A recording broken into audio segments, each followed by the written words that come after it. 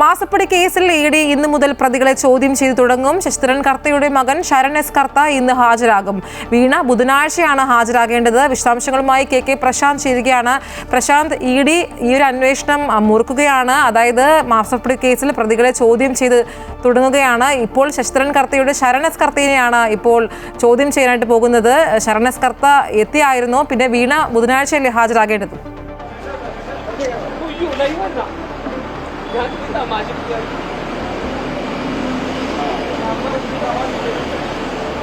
Aishwarya, Sharan S കർത്തയെ ചോദ്യം ചെയ്യാനുള്ള നീക്കത്തിലേക്കാണ് E D ഇപ്പോൾ എത്തിയിരിക്കുന്നത്. ഇന്ന് ഹാജരാകാനാണ് ഇ ഡി സമൻസ് നൽകിയിരിക്കുന്നത്. അതിന്റെ അടിസ്ഥാനത്തിൽ തന്നെ ശരൺ എസ് കർത്ത ഇന്ന് ഇ ഡിക്ക് മുന്നിൽ ഹാജരാകുമെന്ന് നമുക്ക് മനസ്സിലാക്കാൻ കഴിയുന്ന മറ്റ് തരത്തിലുള്ള നീക്കങ്ങൾ ഉള്ളതായി കമ്പനിയുടെ ഭാഗത്തുനിന്ന് യാതൊരു തരത്തിലുള്ള അറിയിപ്പും അന്വേഷണ സംഘത്തിന് ലഭിച്ചിട്ടില്ല എന്നുള്ളതാണ് പ്രധാനപ്പെട്ട കാര്യം. ഇതിലേറ്റവും പ്രധാനപ്പെട്ട ഒരു ചോദ്യം ചെയ്യൽ തന്നെയാണ് ഇന്ന് നടക്കുക എന്നുള്ളതാണ് എടുത്തു പറയേണ്ടത്. കാരണം ആർക്കൊക്കെയാണ് പണം കൊടുത്തത്, ഒപ്പം തന്നെ ഇതിൽ ഏതൊക്കെ തരത്തിലുള്ള സാമ്പത്തിക ഇടപാടുകൾ ഇതുമായി ബന്ധപ്പെട്ട് നടന്നിട്ടുണ്ട്, അതുപോലെ തന്നെ വീണ വിജയൻ ഉൾപ്പെടെയുള്ള ആളുകൾ ഏത് തരത്തിലാണ് ഈ സാമ്പത്തിക സഹായങ്ങൾക്ക് പ്രത്യുപകാരമായി എന്തൊക്കെ നടപടികൾ, എന്ത് സഹായങ്ങളാണ് ചെയ്തു നൽകിയത് തുടങ്ങിയ കാര്യങ്ങളിലൊക്കെ തന്നെ ഒരു വ്യക്തത അന്വേഷണ സംഘത്തിന് വരുത്തേണ്ടതുണ്ട്. സ്വാഭാവികമായും അതൊരു പ്രധാനപ്പെട്ട കാര്യം തന്നെയാണ്. അതിനുശേഷം മാത്രമായിരിക്കും അടുത്ത ഘട്ടത്തിലേക്ക്, അതായത് ഇപ്പോൾ വീണ തൈക്കണ്ടി മാത്രമാണ് ഈ കേസുമായി ബന്ധപ്പെട്ട കൃത്യമായ ഒരു അന്വേഷണ ഘട്ടത്തിലേക്ക് എത്തി നിൽക്കുന്നത്. അതിനപ്പുറത്തേക്ക് മറ്റ് രാഷ്ട്രീയ നേതാക്കളിലേക്ക് കൂടി അന്വേഷണം എത്തേണ്ട സാഹചര്യമുണ്ടെന്ന് എൻഫോഴ്സ്മെന്റ് ഡയറക്ടറേറ്റ് വ്യക്തമാക്കിയിരുന്നു.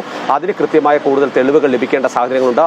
അത്തരം കാര്യങ്ങളാണ് പ്രധാനമായും ഇപ്പോൾ ഈ ചോദ്യം ചെയ്യലിലൂടെ പുറത്തു വരിക എന്നുള്ളതാണ് നമുക്ക് മനസ്സിലാക്കാൻ കഴിയുന്നത്. ഏതായാലും ഈ കേസുമായി ബന്ധപ്പെട്ട ഏറ്റവും സുപ്രധാനമായ ഒരു ചോദ്യം ചെയ്യലാണ്. അതിനുശേഷമാണ് ബുധനാഴ്ച വീണ ഹാജരാകുന്നത്. ഈ രണ്ട് ചോദ്യം ചെയ്യലിലുമാണ് ഇ ഡി ഈ കേസുമായി ബന്ധപ്പെട്ട ഏതറ്റം വരെ പോകും എന്ന തരത്തിലുള്ള കാര്യങ്ങളിലേക്ക് എത്തി നിൽക്കുക. ഏതായാലും ഇതിൽ, അതായത് ചെയ്യാത്ത ജോലിക്കാണ് ഇ ഡി ഇത്തരത്തിൽ എക്സാലോജിക്കുമായി ബന്ധപ്പെട്ട കാര്യങ്ങളിൽ സാമ്പത്തിക ഇടപാടുകൾ നടന്നിട്ടുള്ളത് എന്നുള്ളതാണ് ഇ ഡി കണ്ടെത്തിയത്.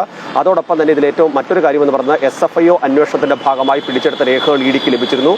അത് കൃത്യമായി വിലയിരുത്തി ഈ ചോദ്യം ചെയ്യലും ഈ രേഖകളുടെ കൂടി അടിസ്ഥാനത്തിലായിരിക്കും. ഇതിനുശേഷമായിരിക്കും തുടർ നടപടികൾ ഇ ഡിയുടെ ഭാഗത്തുനിന്ന് ഉണ്ടാവുക.